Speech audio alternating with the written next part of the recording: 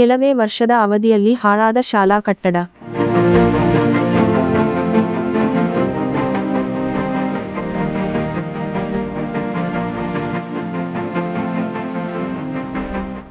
ಇಳಕಲ್ ನಗರದ ಸರಕಾರಿ ಪ್ರಾಥಮಿಕ ಕಿರಿಯ ಶಾಲೆ.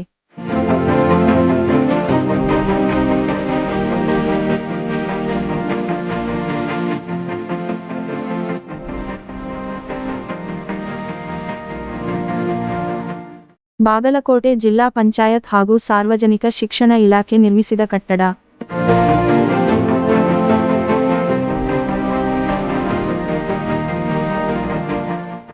ಕಟ್ಟಡ ಕಟ್ಟಿ ಕೇವಲ 10 ವರ್ಷನೂ ಆಗಿಲ್ಲ, ಹಾಳಾಗಿ ಹೋಗಿದೆ.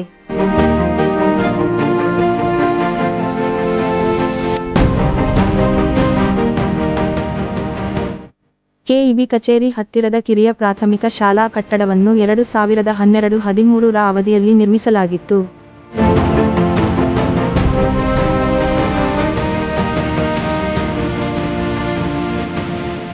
ಆದರೆ ಅದು ಸಂಪೂರ್ಣ ಕಳಪೆಮಟ್ಟದ್ದಾಗಿದೆ ಎಂಬುದನ್ನು ಇಂದಿನ ಅದರ ಪರಿಸ್ಥಿತಿ ಸಾಕ್ಷಿಯಾಗಿ ನಿಂತಿದೆ.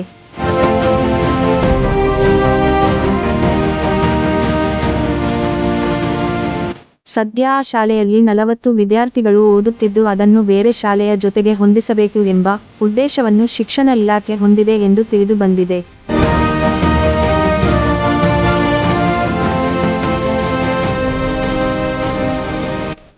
ಹೀಗಾದರೆ ಕನ್ನಡ ಭಾಷೆಯ ಸರಕಾರಿ ಶಾಲೆಗಳು ಒಂದೊಂದಾಗಿ ಮುಚ್ಚಿ ಹೋಗುತ್ತವೆ ಎಂಬ ಭಯ ನಾಗರಿಕರಲ್ಲಿ ಸಾಮಾನ್ಯವಾಗಿ ಕಾಡುತ್ತಿದೆ.